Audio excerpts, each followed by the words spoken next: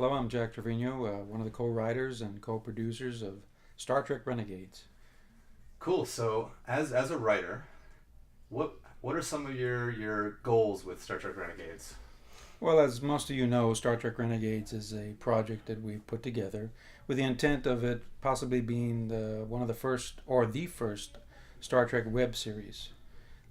Everything is done on the web these days, and we found that Star Trek is absent from the web. So, you know, we know that J.J. Abrams has the movies covered, and he's doing an excellent job with them. But and there's not there doesn't seem to be much hope for a Star Trek series at this time on television. So we wanted to do something that would attract all those people that are on their computers, and there's quite a number of them. Great, great. Yeah. So, are you a Trekker, Trekkie? Trekker, originally Trekkie, and then I migrated over to Trekker. Yeah. How long have you been a fan of Star Trek? I started watching Star Trek when I was in high school. I was a freshman. I was 14 years old, so I grew up on the original series. But back, and a lot of people don't remember, but there were no means of recording Star Trek at that time. So if you missed an episode, that was it. You didn't see it unless you were fortunate enough to watch one of the reruns. And if you didn't catch the rerun, then you never saw it. So I was able to start watching it again when had graduated from school and moved on in the 70s when Star Trek was syndicated.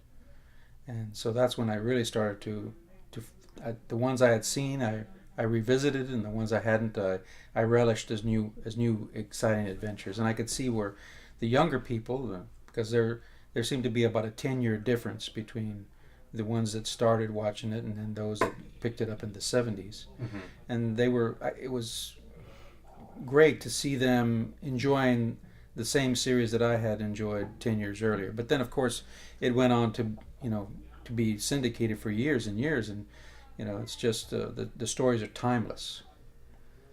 Probably because of the morality plays that are interjected into each and every story, and that's what we're trying to do here with Star Trek Renegades. We do have morality play that we want to get across to the people. At what point did you say, "Man, I want to write a Star Trek piece"? Was there a moment in time that you can remember?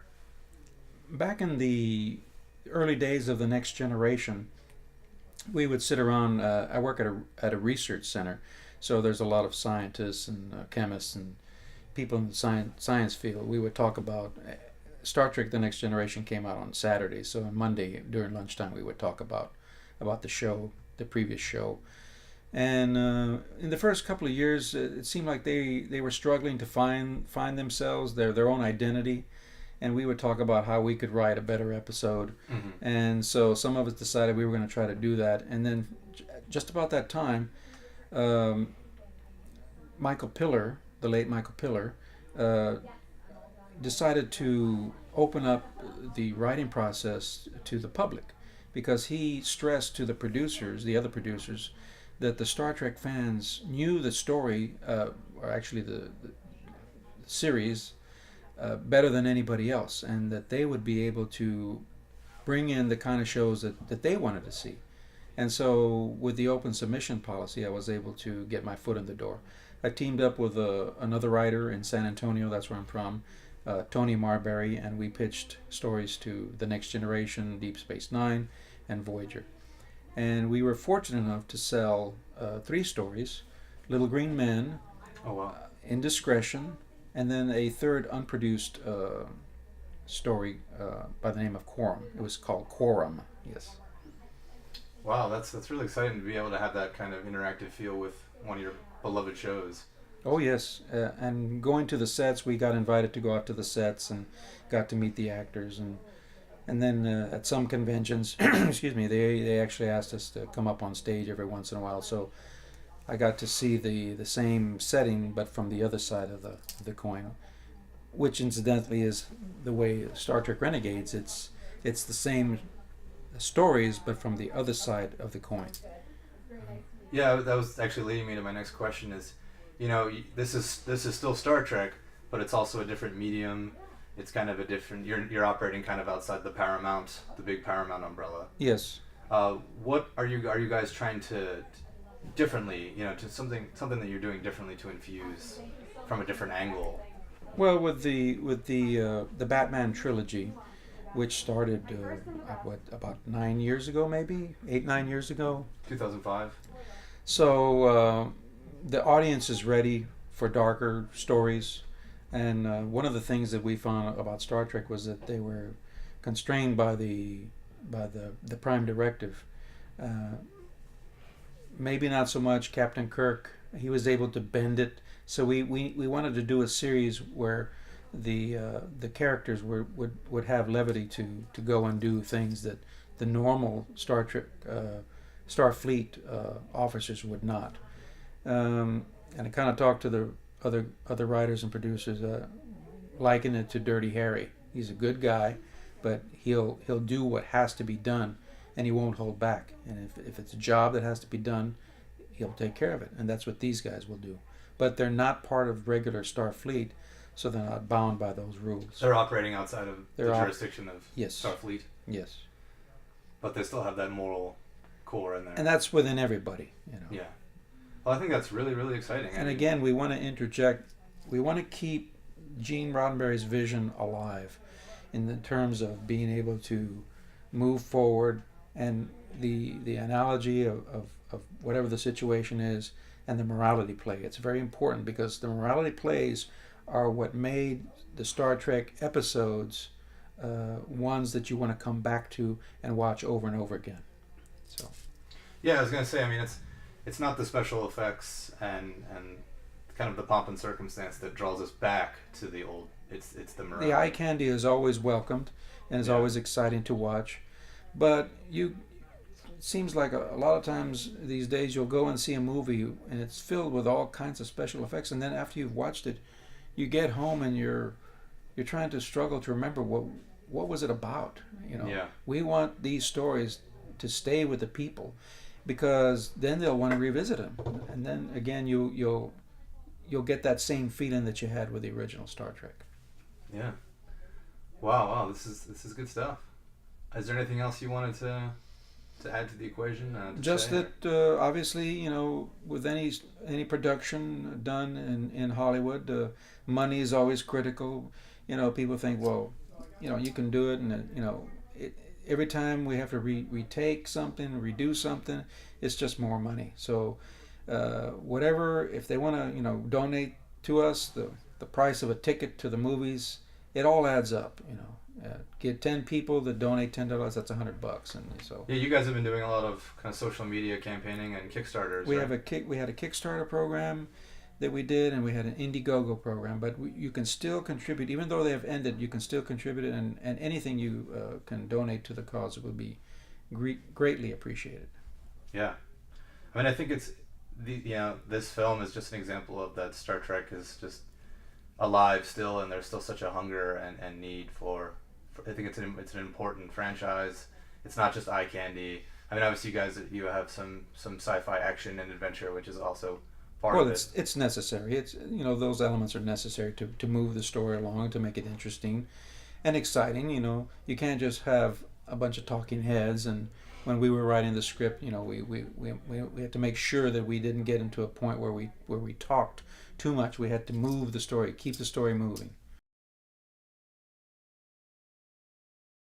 Wanted to mention that obviously the writing process is a difficult one, but when you have co-writers like I do, Ethan Calk and Sky Conway, it just makes the writing process that much more of a fun happening.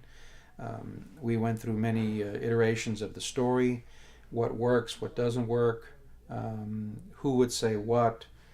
We would change characters, change actors, until we had it pretty much pinned down as to what would be the best for the story. So I did want to mention, you know, that I'm not the only writer, and that these two gentlemen, you know, should get a lot of credit for all the hard work that they've done, as should all the cast and crew. What was it like to kind of write? I mean, a lot of times you write in groups.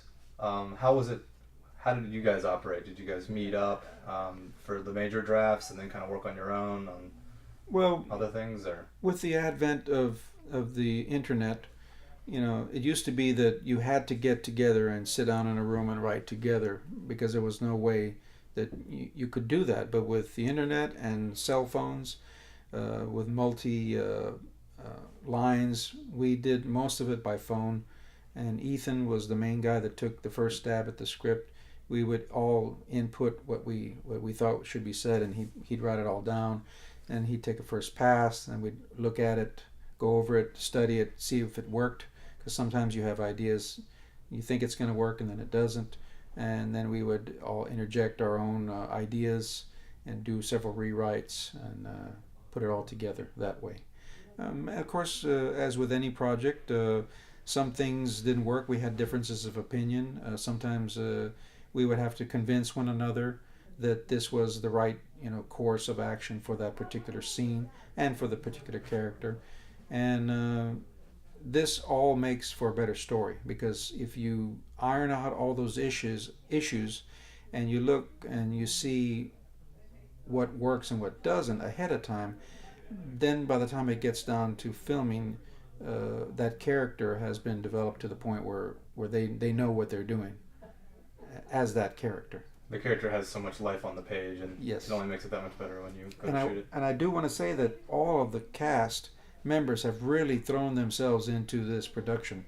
They want to do the best job that they could, and they really feel this cast I think has really gelled, and that's critical to any production. If you have a cast that you can tell they just don't fit together, then you as the viewer are not going to be comfortable watching them. But these people, they've done a phenomenal job. That's so exciting to see it from the page to the casting process. Oh, absolutely. Seeing it being filmed and absolutely. through the editing. When are you guys trying to release this?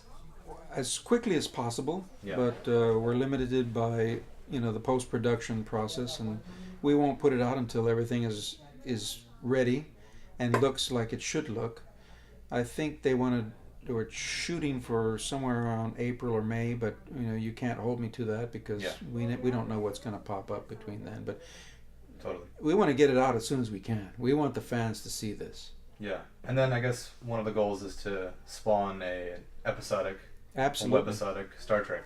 Absolutely, the fans are craving for an episodic Star Trek. They don't want to wait 2-3 years for another movie. And we want to see something with these characters. These are characters that the Star Trek fans followed for years. Yeah. And even though they may not be in Star Trek Renegades, the incarnations that were televised, there are many characters that we could draw upon with that have their own stories. There are a lot of characters that people would want to see what happened to them, where did they go, and there's always things in their past that we could revisit, and so the playing field is wide open. There's so many Star Trek stories yet to be told.